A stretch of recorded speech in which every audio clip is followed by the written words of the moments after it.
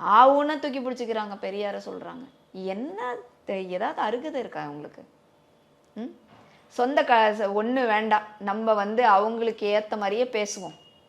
நம்ம வன்மையாக எதிர்க்கிறோம் குடும்ப அரசியலை, குடும்ப ஆட்சியை.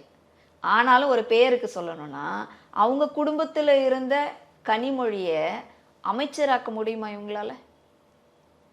துணை முதலமைச்சர் ஆக்கியிருக்காங்களே ஒரு மகனை. அப்ப நீங்க ஆண் வாரிசுக்கு முக்கியத்துவம் கொடுப்பீங்க, பெண்ணுக்கு அங்க முக்கியத்துவம் கொடுக்க மாட்டீங்க. இதுதான் இவங்க சொல்ற சமத்துவம், ஜெண்டர் ஈக்குவாலிட்டி. இதுதான் திமுகவில் இருக்கு.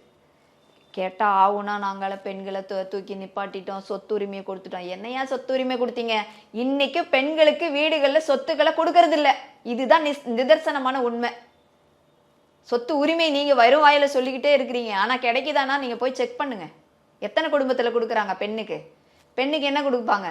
நகையை போட்டு கல்யாணம் பண்ணி கொடுத்துட்டேன்னு அனுப்பிச்சு விட்டுறாங்க. ஆனா வீடோ அந்த நிலபுலனோ கொடுக்கணும்னா யாருக்கு கொடுப்பாங்க? பையனுக்கு கொடுக்குறாங்க. அப்புறம் நீங்க உங்க சொத்துரிமை கொடுத்தேன்னு நீங்க சொல்லி பேசி என்ன பிரயோஜனம் சொல்லுங்க? ஒண்ணுமே கிடையாது. சும்மா வெறும் வாயில அப்பா சொன்னாரு, அடுத்து அவருடைய மகன் இன்னைக்கு ஸ்டாலின் சொல்றாரு, அடுத்தது அவருடைய கருணாநிதி பேரன் சொல்றாரு, அதுக்கப்புறம் அவருடைய அதுக்கு கீழே சொல்றதுக்கு ரெடியா இருக்காங்க.